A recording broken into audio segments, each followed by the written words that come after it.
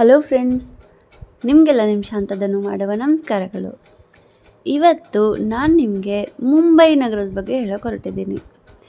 First ನಮ್ಮ journey start ಆಗಿದ್ದು ನಮ್ಮ ಹೆಮ್ಮೆಯ ನಮ್ಮ ಬೆಂಗಳೂರಿನ ಕೆಂಪೇಗೌಡ ಇಂಟರ್ನ್ಯಾಷನಲ್ ಏರ್ಪೋರ್ಟಿಂದ ನಾವು ಮುಂಬೈ ಏರ್ಪೋರ್ಟ್ ತಲುಪಿದ್ವಿ.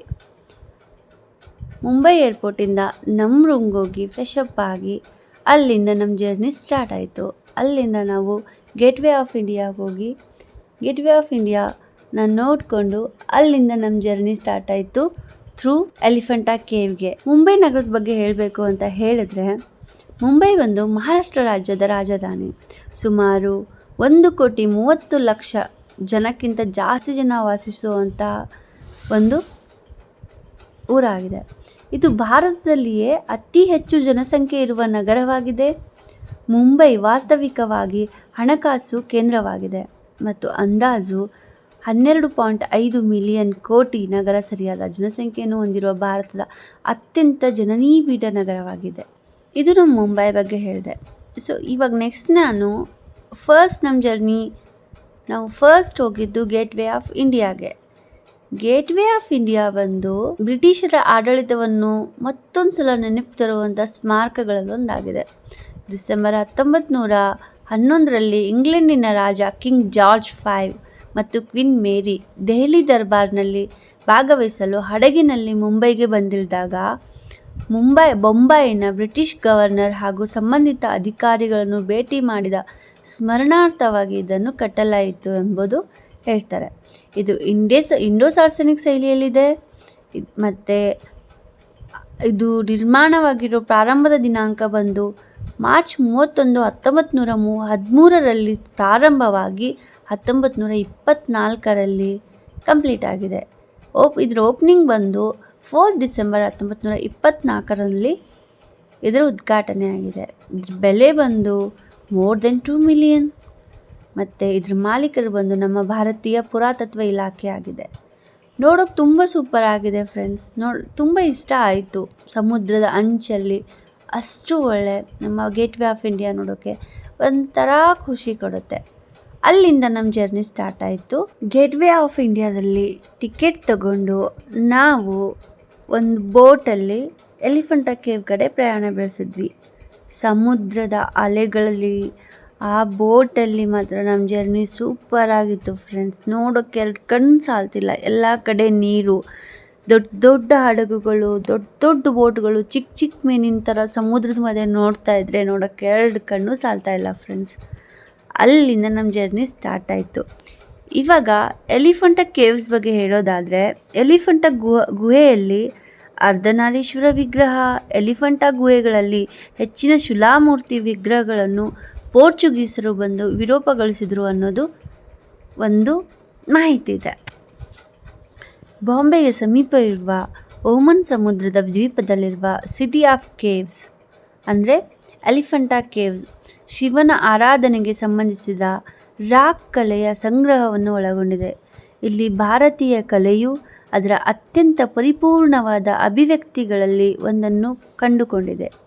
ವಿಶೇಷವಾಗಿ ಮುಖ್ಯ ಗುಹೆಯಲ್ಲಿನ ಬೃಹತ್ ಎತ್ತರದ ಉಬ್ಬುಗಳು ಮತ್ತು ಎಲಿಫೆಂಟಾ ಗುಹೆಗಳಲ್ಲಿ ಪಶ್ಚಿಮ ಭಾರತದಲ್ಲಿ ಎಲಿಫೆಂಟಾ ದ್ವೀಪದಲ್ಲಿದೆ. ಇದು ಕಿರಿದಾದ ಕಣಿವೆಯಿಂದ ಬೇರ್ಪಟ್ಟ 2 ಬೆಟ್ಟಗಳನ್ನು ಒಳಗೊಂಡಿದೆ.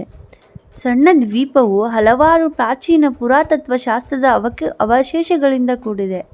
ಅದು ಅದರ ಶ್ರೀಮಂತ ಸಾಂಸ್ಕೃತಿಕ ಗತಕಾಲದ ಏಕೈಕ ಪುರಾವೆಯಾಗಿದೆ. ಈ ಪುರಾತತ್ವದ ಶಾಸ್ತ್ರದ ಅವಶೇಷಗಳು 2ನೇ ಶತಮಾನದ ಹಿಂದೆಯೇ ಆಕ್ರಮಣವಾದ ಪುರಾವೆಗಳನ್ನು ಬಹಿರಂಗಪಡಿಸುತ್ತದೆ. ರಾಕ್ ಕಟ್ ಎಲಿಫೆಂಟಾ ಗುಹೆಗಳನ್ನು 5ರಿಂದ 6ನೇ ಶತಮಾನದ ಮಧ್ಯದಲ್ಲಿ ನಿರ್ಮಿಸಲಾಯಿತು. ಗುಹೆಗಳಲ್ಲಿ ಅತ್ಯಂತ ಮುಖ್ಯವಾದದ್ದು ದೊಡ್ಡ ಗುಹೆ 1. ಇದು ಮುಂಭಾಗದ ಪ್ರವೇಶ ದ್ವಾರದಿಂದ ಹಿಂಭಾಗಕ್ಕೆ 31 ಮೀಟರ್ಗಳಷ್ಟೇ ಅಳೆಯುತ್ತದೆ. ಯೋಜನೆಯಲ್ಲಿ ಪಶ್ಚಿಮ ಬೆಟ್ಟದಲ್ಲಿರುವ ಈ ಗುಹೆಯು ಭಾರತದ ಎಲ್ಲೋರಾದ ಡುಮರ್ ಲೇನಾ ಗುಹೆಯನ್ನು ಹೋಲುತ್ತದೆ. ಗುಹೆಯ ಮುಖ್ಯ ಭಾಗವು 3 ತೆರೆದ ಬದಿಗಳಲ್ಲಿನ ಪೋರ್ಚುಗೀಸ್ ಮತ್ತು ಹಿಂಭಾಗದ ಹಜಾರವನ್ನು ಹೊರತುಪಡಿಸಿ 27 ಮೀಟರ್ ಚದರ ಮತ್ತು ಪ್ರತಿ 6 ಕಾಲಂಗಳ ಸಾಲುಗಳಿಂದ ಬೆಂಬಲಿತವಾಗಿದೆ. 7 ಮೀಟರ್ ಎತ್ತರದ ಮೇರುಕೃತಿ ಸದಾಶಿವ ಗುಹೆ 1ರ ಪ್ರವೇಶ ದ್ವಾರದಲ್ಲಿ ಪ್ರಾಬಲ್ಯ ಹೊಂದಿದೆ.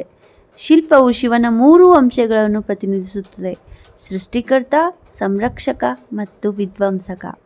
ಕ್ರಮವಾಗಿ ಅಘೋರ ಮತ್ತು ಭೈರವ, ತತ್ಪುರುಷ ಅಥವಾ ಮಹಾದೇವ ಮತ್ತು ವಾಮದೇವ ಅಥವಾ ಉಮಾ, ನಟರಾಜ, ಯೋಗೀಶ್ವರ, ಅಂಧಕಾಸುರವಧ, ಅರ್ಧನಾರೀಶ್ವರ, ಕಲ್ಯಾಣ ಸುಂದರ ಮೂರ್ತಿ, ಗಂಗಾಧರ ಮೂರ್ತಿ ಮತ್ತು ರಾವಣನ ಅನುಗ್ರಹಗಳ ಮೂರ್ತಿಗಳ ಪ್ರಾತಿನಿಧ್ಯಗಳು, ಅವುಗಳ ರೂಪಗಳು, ಆಯಾಮಗಳು, ವಿಷಯಗಳು, ಪ್ರಾತಿನಿಧ್ಯಗಳು, ವಿಷಯ ಜೋಡಣೆ ಮತ್ತು ಕಾರ್ಯಗತಗೊಳಿಸುವಿಕೆಗೆ ಸಹ ಗಮನಾರ್ಹವಾಗಿದೆ.